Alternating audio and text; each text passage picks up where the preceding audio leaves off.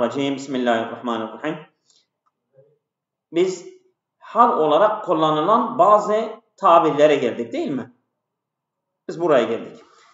Yani bazı tabirler, Arapça dilinde bazı tabirler hal olarak kullanılabiliyor. Bu tabirleri tek tek birlikte göreceğiz inşallah. Celese fil hadikati vahdehu. Bahçede tek başına oturdu.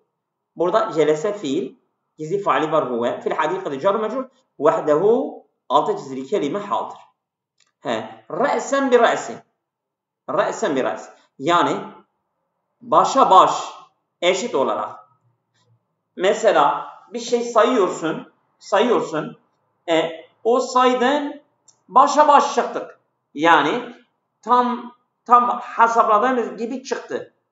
Burada re'sen bir re's kelimesi önceki cümleye hal olur. Evet. Fe'alte zâlike cehedeke. Bunu elinden geldiğin kadar iyi yaptın. Fe'alte zâlike cehedeke. Yani cehedeke elinden geldiği kadar. Fe'alte fiil tafa'il. Zâlike mef'uldür. Mahalle mansub. Cehedeke haldır. Bu tabirler Arapça dilinden geldiğinde bunu hemen bilin ki haldır. Evet. Hal yani biraz önce anlattı zaten. Durumu, hal, şekil, durumu belirten bir durum varsa haldır. Evet. Geçelim. Sellemtu el kitabe yeden biyedi.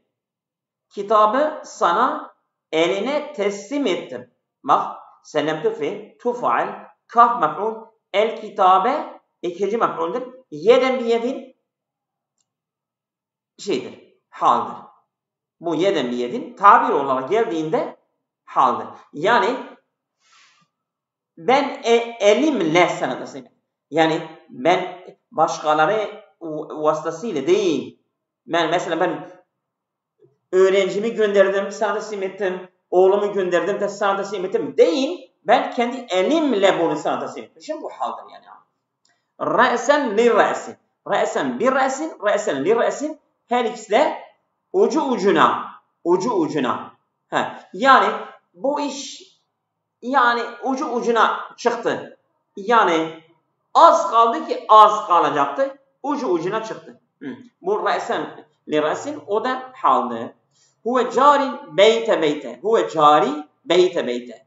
O kapı komşudur. Huve mebteda cari haberdir. Beyte haldır.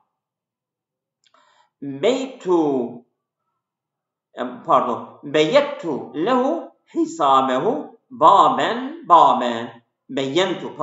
Beyyentu lehu hisabehu baben. Hesabını ona madde açıkladım. Burada beyyene fiil tufail lehu caru mecrur hisabehu mef'uldür. Baben haldır. Kellemtuhu fahu ilafiyye. Yani onunla yüz yüze konuştum. Kelleme fiil tufail hu mef'uldür. Fahu ilafiyye. Yani fahu mef'uldür. İlafiye haberdir ama fahu ilafiyye cümle olarak hal olur. Yani ben onu yüz yüze onunla görüştüm. Manası yani onun ağzı benim ağzımla yani karşıya yüz yüze onunla görüştüm. O halde onunla görüştüm. Vakafna emamel aduvi vecihen li vecih. Evet. Düşman karşısında yüz yüze durduk. Vakafe fiil. Evet. Na faal emamel aduvi zarf mef'ulu fiildir. Aduvi mudaf ileyh tabi. Vecihen li vecihin haldir. Vecihen li vecih. Bu cümle olarak haldır. Teferraku şezeren mezeren. Her tarafa dağıldılar. Bu bir deyimdir yani. Şezeren mezeren bir deyimdir. Yani darmadağınık. Böyle her yere saçarak dağıldılar yani. Teferraka fiil vav fail şezeren mezeren hal. Re'sen ala re'sin sırasıyla peş peşe. Bu da haldır. Şimdi Yani hocam re'sen bir re'sin baş başa, re'senli re'sin ucu ucuna, re'senela re'sin sırasıyla peş peşe demek. aynen. Ama hepsi de haldır ha. Evet. Şimdi hali bile Evet, şama hali. şeklinde veriyor. Özet olarak halin aşağıdaki şekilde şaması yapılabilir. Zaten biz demiştik yani mesela hal sıfat gibidir, hal haber gibidir, hal mesela onlar nasıl müfred gelebiliyor, ondan sonra cümle gelebiliyor, isim cümlesi, fiil cümlesi, ondan sonra şibi cümle gelebiliyor, şibi cümlede zarf-ı car mecrur, ondan sonra eğer mesela müsbet bir cümle ise kad ve vav gelir, menfi bir cümle ise hem vavli hem vavsiz gelebilir. Şimdi bu şamayı bize anlatacak aynen odur ha. Evet. Şimdi hal mensuptur. El halu vasfun fadlatun muntasibu. Hal mensuptur. Genel olarak hal mecrur gelmez, hal merfu gelmez, hal mensuptur. Hal müfred olabilir. Müfred olabilir. Müfredse müştak, nekire. Bir de camit de olabilir. Müştak nekire bir de camit olabilir. Yani müştak değil. Ondan sonra cümle olabilir. Cümle ise de isim cümlesi, fiil cümlesi gelebiliyor. Ondan sonra vavli veya vavsiz. Mazi veya muzare olabilir. Müsbet, menfi, müsbet menfi. Her ikisi de olabilir. Yani mazide müsbet menfi gelebilir. Muzarede müsbet menfi gelebilir. Ondan sonra eğer müsbetse vakad ile gelebiliyor. Menfi ise vavli veya vavsiz gelebiliyor. Muzare fiilde müsbet yoktur. Muzare fiil değil mi? Müsbet çarpı koymuştur oraya değil mi? Muzari menfi olarak gelirse vavli ve vavsiz gelebiliyor. Ondan sonra şu bir cümle harf-i cer li isim bir de zarf. Tabi şu bir cümle yani ya zarftır ya da car-ı mecrurdur. Evet. Aşağı doğru inelim. Halin irabı. Mesela absartul verde müfettahan. Değil mi? Absartul verde müfettahan. Absara fiil. Yani ben çiçekleri, ben gülü böyle açarak gördüm. Absara fiil tufal el verde meftuhdur. Müfettahan haldir. Şimdi absartu fiil madi mebniyun ala sukuni. Değil mi? Ve ta'u fa'ilun mebniyun ala dami fi mahalli raf'i. الوردة مفعول به منصوب بالفتحة مفتحا حال منصوب بالفتحة. Evet.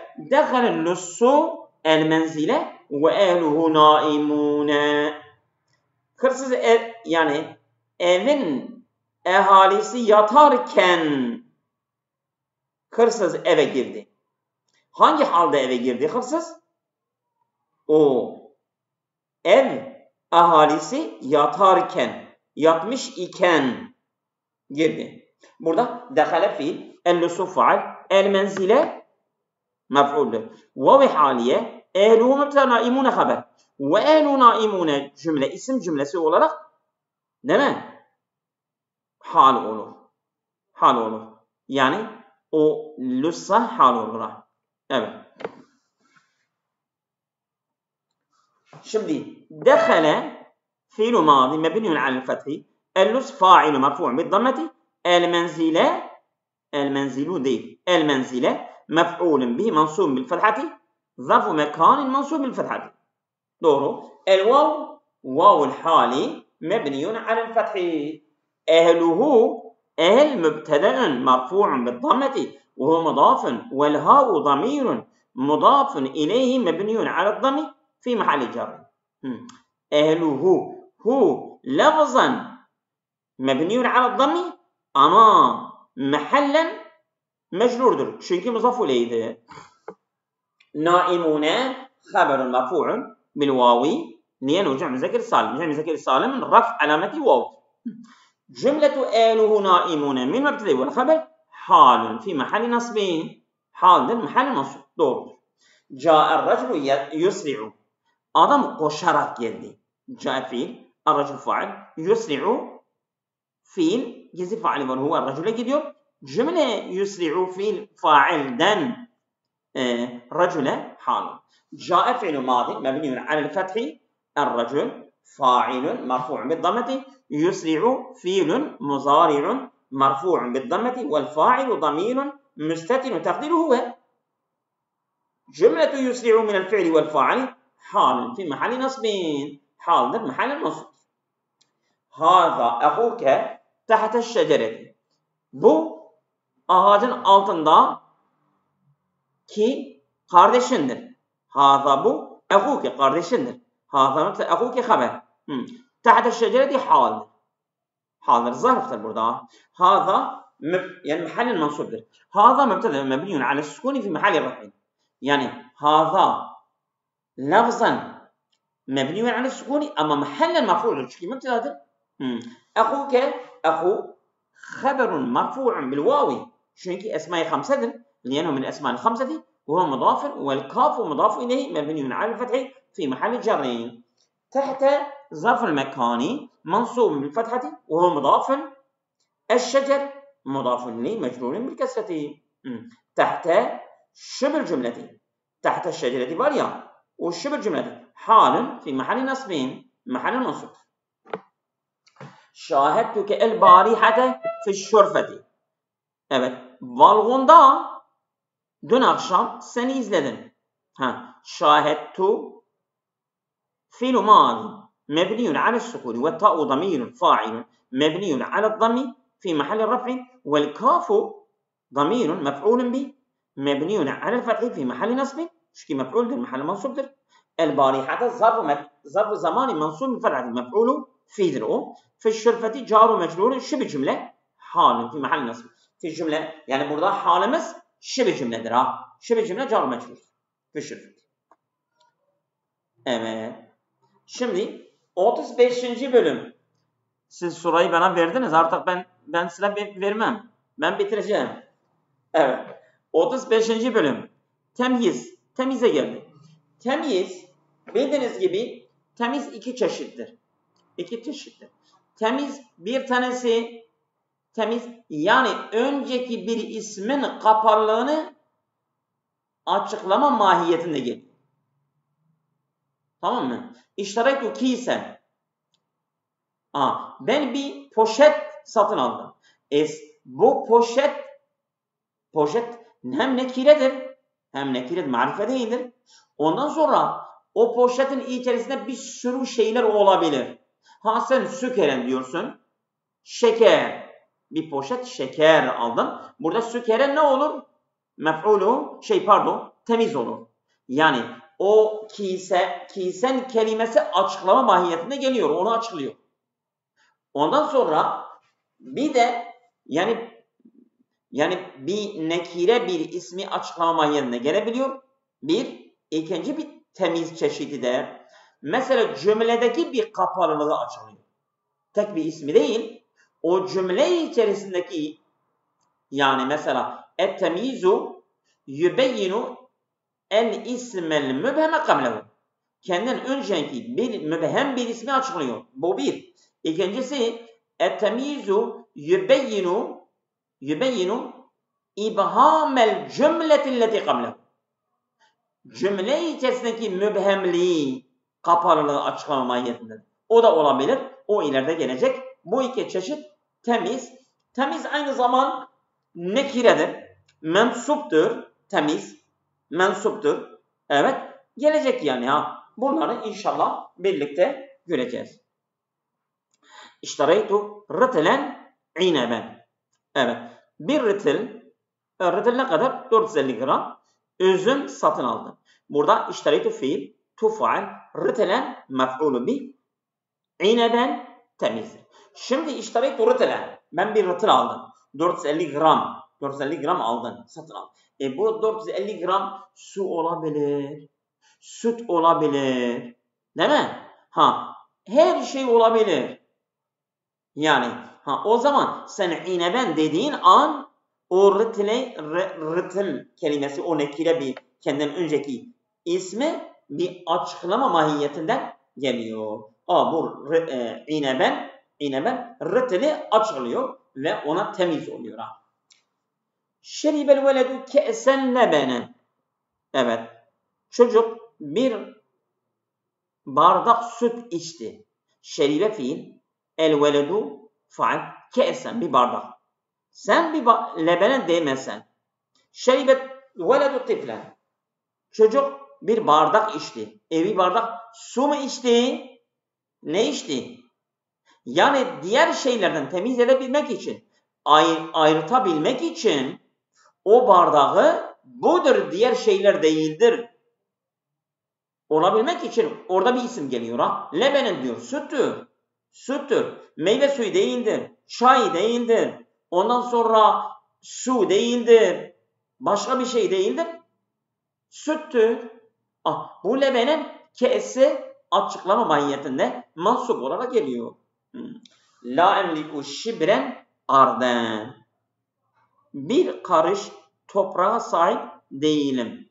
La nafiye, emliku fiil, gizli faali var. Ene, şibren mef'ulü bi, arden temizdir. Şimdi ben bir karış, değil mi? Bir karışa sahip değilim.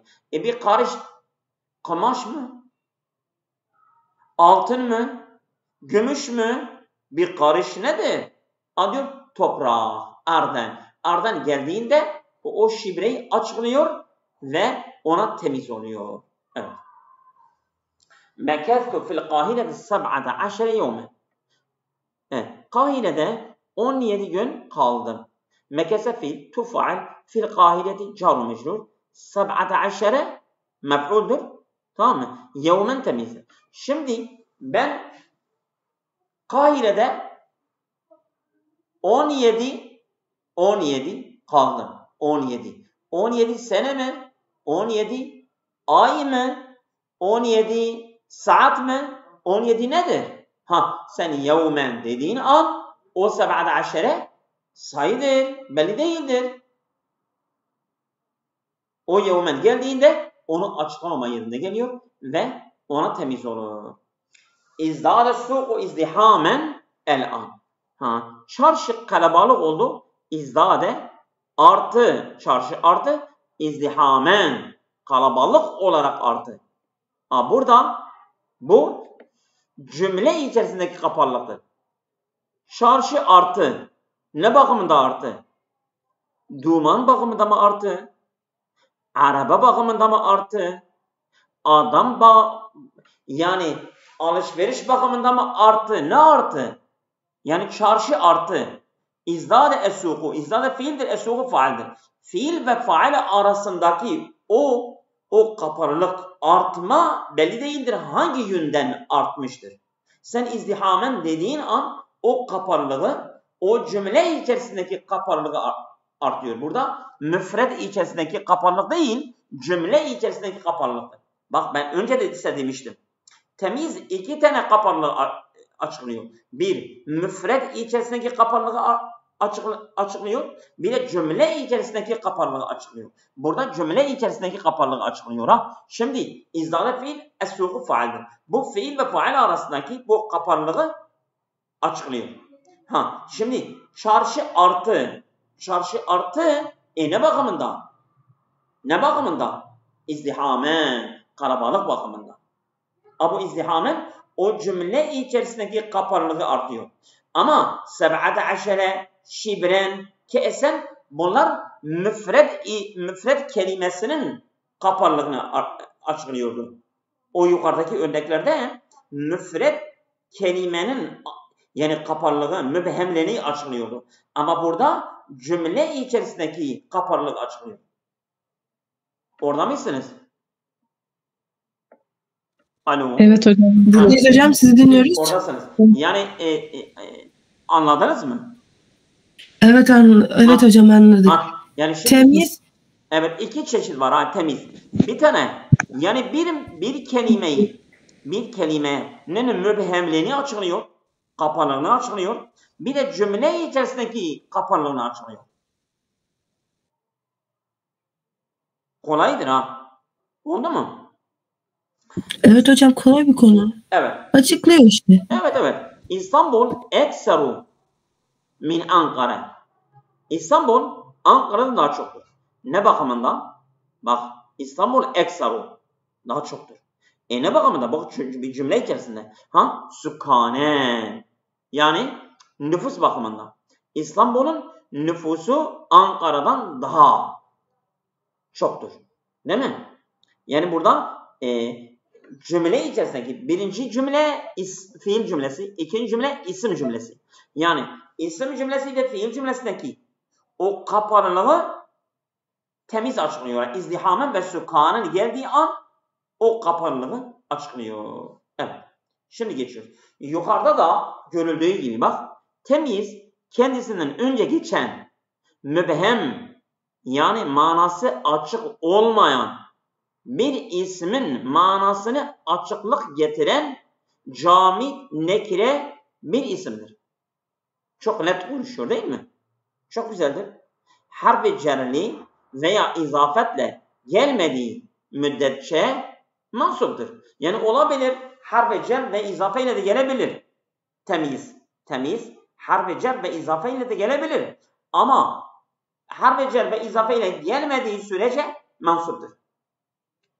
Yani temiz bak, kendinden önceki ya bir cümle ya bir ismi mübhem, yani kapalı, manası açık olmayan bir isim veya bir cümleyi açıklıyor. Açıklama mahiyetinden geliyor, mensup bir isimle. Ama olabilir ki harf-i cerle de ve izafe ile de gelebilir. Temyizin manasını açıkladığı kelimeyi mümeyyez, yani o önce kapalı olan cümle veya mübhem bir müfret bir isim, o mümeyyizdir. Mümeyyez.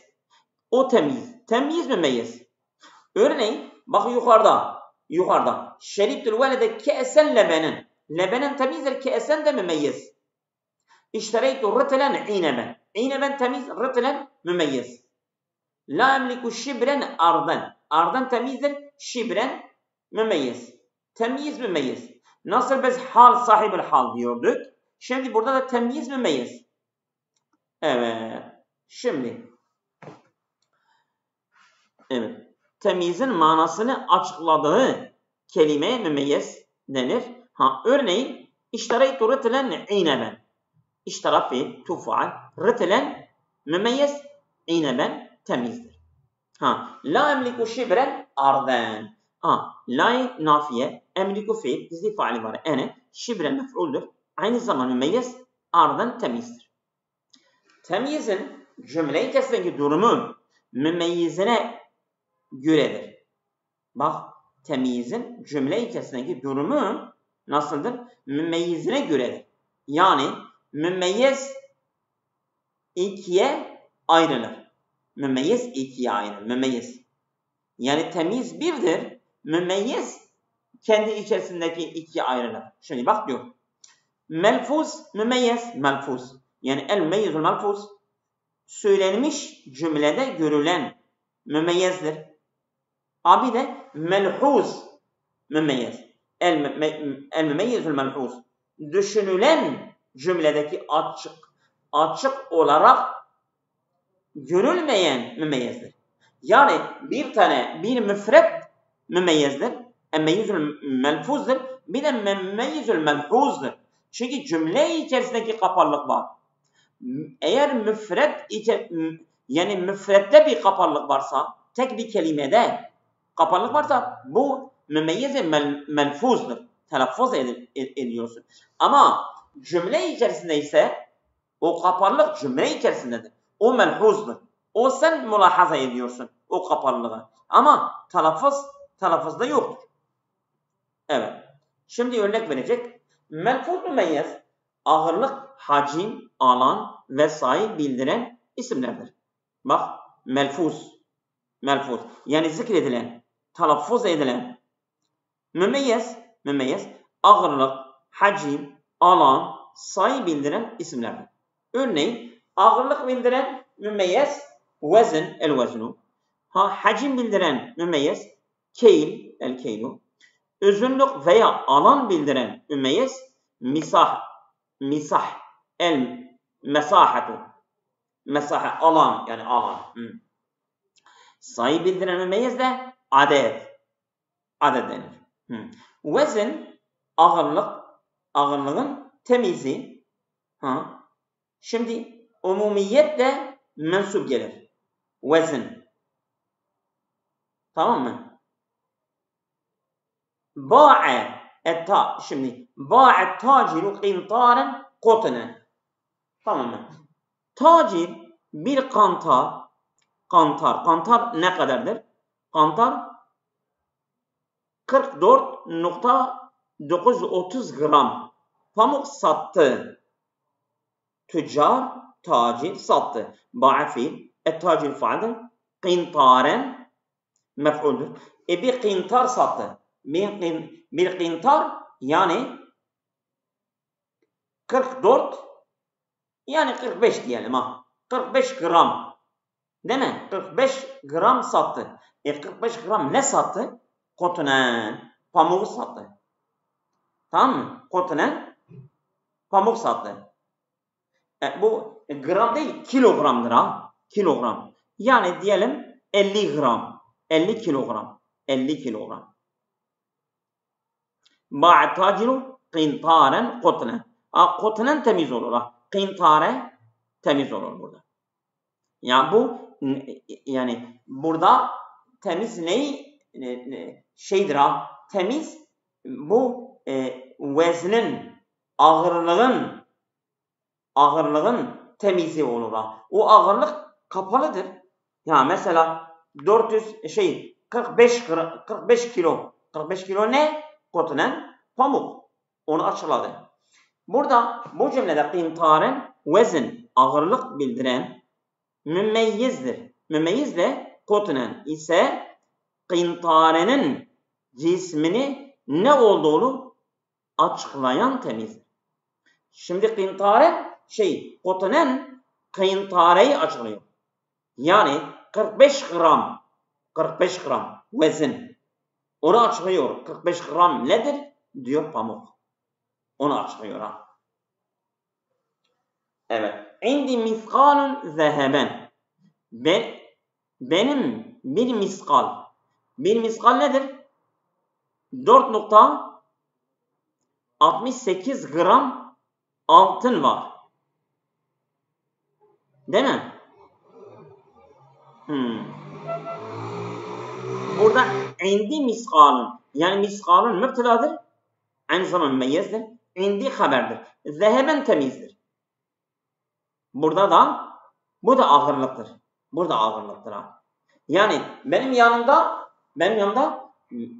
bir miskal var. Bir miskal yani 4.75 gram var. 4.75 gümüş de olabilir. Cevher de olabilir. Elma da olabilir. Herhangi bir şey olabilir. Sen zeheben dediğin an onun temiz miskala temiz olur ve onun açıklama mahiyetine geliyor. Veznin temyizi min harfi cer ile vezn veya müzafın ileyhi olarak da gelir. Yani olabilir ki bizim temiz hem muzafu ileyhi de gelebilir hem min harfi cerle de gelebiliyor. Biz önce demiştik mansur geliyor ama mecrur da gelebilir. Mecrur da ya harfi cerle ya da izafe ile gelebiliyor. Mesela ba'et taciru qintaren min qutnin. Değil mi? Tüccar bir qintar. Bize 45 gram. Yani min qutnin pamuktan sattı. Ba'a fiil. Et taciru faal. Qintaren mef'uldur. Min harfi cer qutnin mecrur. Bu car ve mecrur temizdir. Lafzan mecrurdur ama takdiren mensuptur. Ama temiz mecrur da gelebiliyor yani ha. Gelebiliyor. Hiç etmeye gerek yok ha. Ba'et taciru. Bu yanlıştır. Ba'et taciru qintare qutnin. Ba'a fiil. Et taciru faal. Qintare mef'uldur. Qutnin muzaf ileyhdir. Ama aynı zaman muzaf ileyh olduğu gibi aynı zamanda temizdir. Mecrur gelmiştir. Vezn, kilogram, rıtıl, kantar gibi sabit ağırlık ölçülerdir. Vezn olur. Keyl nedir? Hacim. Hacimin temiz. Yani bir ölçek. Keyl, ölçek. Mesela önceden yani mesela buğday, arpa falan onlar nasıl kilo ile satıyorlardı? Ölçekle de satıyorlardı. Mesela 20 ölçek, ondan sonra 10 ölçek olarak da verebiliyorlardı. Ölçek yani keyl ölçektir ölçek. Tabii ölçeğin de mesela kaç kilodur? 20 kilodur eğer 15 kilodur kaç ölçeğe göredir o da bir ölçü birimidir Hacim için temizdir ölçek. Mesela umumiyetle mensup gelir. Keyl ise umumiyetle yani mesela vezin hem mensup hem mecrur gelebiliyor. Ama keyl ise sadece mensup geliyor. İştareytu ebi sundukan portakalen. Evet. Babam bir sandık portakal aldı. İştara fiil. Ebi faal. Faaldir ama takdiren marfu'dur. Lafzan mecrur ama takdiren marfu'dur. Çünkü yayı mensubiyet yayı orada yayı mütekellim ona biçmiştir. Onun irabı takdiridir. Sandukan mef'uldur. Portakalen temizdir. Mensuptur. Cümledeki sundukan keyl. Bak bir ölçektir. Biz dedik ya keyl ölçektir. Sandık. Hacim ifade eden mümeyyez. Hacmi ifade ediyor. Mümeyyez sandıktır. Portakalen de temizdir. O sandığa, o keyle, o ölçeğe de temiz olmuştur. Yani sen iştaret evi sandığın desen, benim babam bir sandık satın aldı. O sandık nedir? Belli değil. Sen portakalen dediğin an o sandık belli oldu. Tenavelel meridu mil'akaten devaen. Hasta bir kaşık ilaç içti. Tenavele fiil. El meridu faal. Mil'akaten mef'uldur. Devaen temizdir. Şimdi sen tenavelel meridu mil'akaten desen. Hasta bir kaşık aldı. Kaşık bir çorba da olabilir. Bulgur da olabilir. Pirinç de olabilir. Değil mi? Güveç de vesaire. Her şey olabilir. Ama devaen dediğin zaman o mil'akayı açıklıyor. Belli ediyor. O da bir ölçektir. Sandık gibi ama küçük bir ölçektir. Keylin temyizi min harbi cer ile veya muzafun ileyhi olarak de gelir. Demek ki biz keylen mansup dedik ama bu mecrur da gelebiliyormuş. Evet şimdi örnek verecek. İştara bir sandukan min portakalin. İştara bir sanduka portakalin. Min portakalin burada min harfi cerle gelmiştir. Ama sanduka portakalin burada portakalin sanduka muzaf olmuştur. Hem harfi cerle hem de izafe ile mecrur olarak da bizim temizimiz ölçek keyl ise gelebiliyormuş. Not. Keyl yani el keylu litre, teneke, bardak, sandık gibi ağırlık değil, hacim, kap. Bak ölçüsüdür. Benim dediğim aynı. Ölçektir ölçek. Evet. El misahatu. Misahat alan. Metre gibi. Yani o özünlüğe sahip olan alan. O da gelebiliyor. Ona temiz gelebiliyor. Misaha yani özünlük veya alan ölçüsünü temizli mesela. Umumiyetle mensup olarak gelir. Yani genel olarak mensup geliyor. Bakalım yani mecrur da gelebiliyor mu? İleride göreceğiz. İştaret ümmi zira'en harire. Annem bir arşin ipek satın aldı. Arşin. Arşin demek ki zira yani bir kol kadar var ya zira. Kol ölçeği. Yani yarım metre gibi şeyler. O ipek satın almıştır. İştara iştaret fiil, ümmi fail, zira'an mef'ul, hariren temizdir. Aynı zaman zira'an mümeyizdir. Burada nedir? Bu misahet, alan, yani ölçü, metre, ölçü. Zira'an misahe, özünlük yani bildiren, mümeyyiz, hariren ise temizdir. Zara'tu feddanen, örzen. Tamam mı? Evet. Zara'tu feddanen, örzen. Bir feddan. Feddan nedir? 4200 santimetre pirinç ektim. Evet. Yani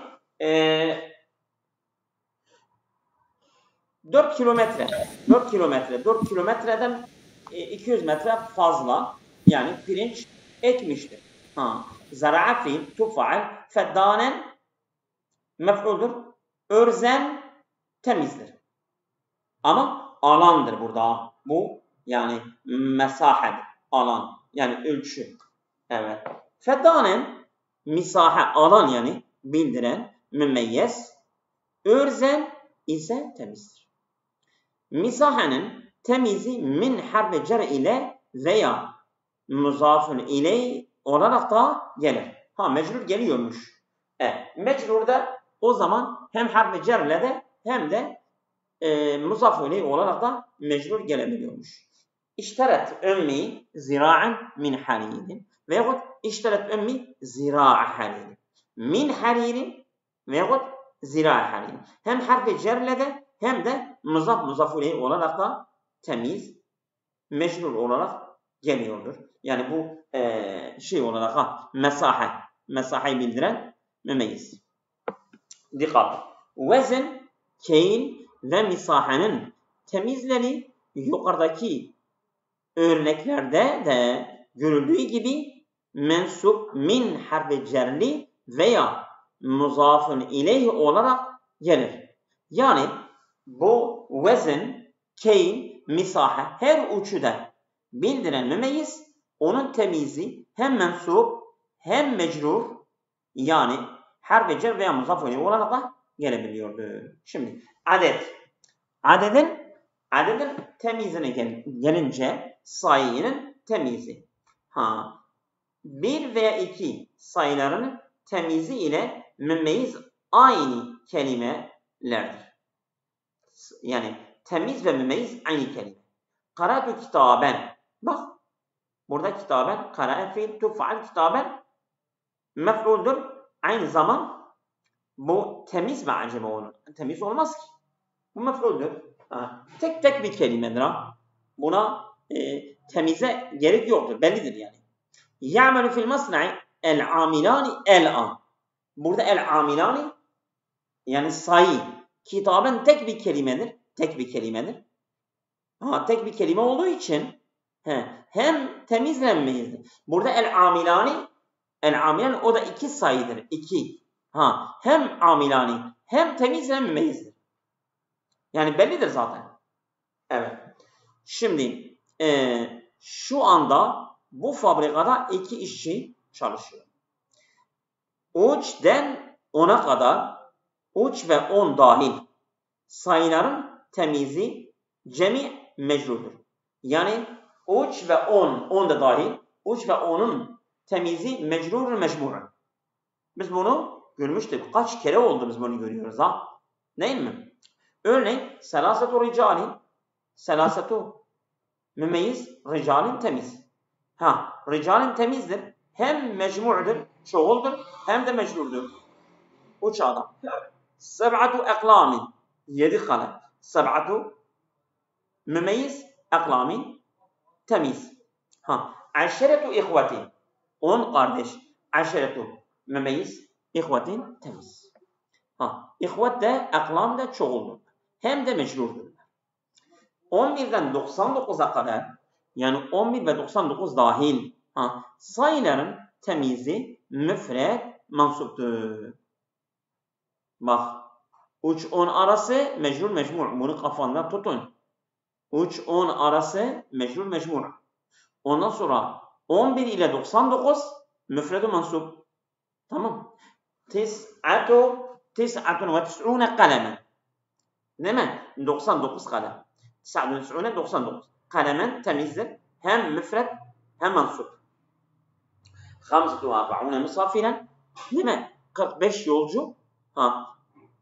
Misafiren hem müfred hem mansub. 11 kevkeben. Bu ayettir. Kevkeben değil mi? 11 yıldız. Değil mi? Hasbi Yusuf diyor. Ya ebi inni ra'eytu 11 kevkeben. Ve şemse vel kamer ra'eytum li sajid. Burada kevkeben hem müfred hem mansub. 100 ve 1000 sayılar ile bu iki sayının katlarının temyizi, yani hem mi'etu elf ve mesela tesniye cem'leri mi'etani, mi'atun, elfün, ülufün, bunlar hepsi temyizi müfred mecrur denir. Şimdi uç oldu uç. Yani uç çeşit, sayının uç çeşit temizi oldu. Uç 10 arası mecrur mecmur. 11 99 müfred mansup. Bir de mi'etu elf mecrur mecmur. Ben birinci örnek vereyim. Selasatu ricali. Bak ricali mecrur mecmur. 11 kevkeben müfredu mansup. Tamam. Mi'etu raculi ya elfu raculi, elfu imrayatin. O da müfred mecrur. Tamam mı? Geçiyoruz. Soracağınız bir şey varsa sorabilirsiniz. Sittetu, bak örnek veriyorum. Sittetu alafi farisin. 6000 suvari. Burada alaf çoğuldur. Farisin müfred mecrur. Selasu mi'eti beytin. Beyt burada. Selasu mi'eti. Yani mi'etin katlanmaları gelmiştir. Yani mi'etin cem'i. Gene ne gelmiş? Beyt müfred mecrur. Elfu şeceretin. Şeceret müfred mecrur. Mi'etu usfurin. Değil mi? 100 serçe. Usfur müfred mecrur. Kem. Soru isminde soru gelen temyizi müfred, mensup ve nekre gelir. Kemin temyizi, kem iki çeşit var. Bildiğiniz gibi kemi istifamiye var, kemi haberiye var. Kemi istifamiye onun temyizi müfred, mensup gelir. Kem taliben fil safi. Sınıfta kaç tane öğrenci var dediğin zaman o zaman müfred mensup gelir. Ama mesela kem min talibin câ'u ilâ huna ve tereku durûsehum ve zehebu ilel beyti diyebilirsin. Çoğu öğrenciler. O zaman yani kemi haberiye çokluğu, kesreti ifade ediyor. Onun temyiziyle mecrur gelir. Kem talibin, kem min talib. Minle de gelebilir. Tamam. Kemi haberiye kesreti ifade ediyor. Onun temyizi mecrur gelir. Ya harf-i cerer ya izafeyle. Ama kemi istifamiye onun temyizi mensup gelir. Tamam mı? Soru isminden sonra, bak kem sorusu isminden sonra gelen temyizi müfred, mensup ve nekire gelir. Örneğin kem kitaben indeki. Kaç kitap var?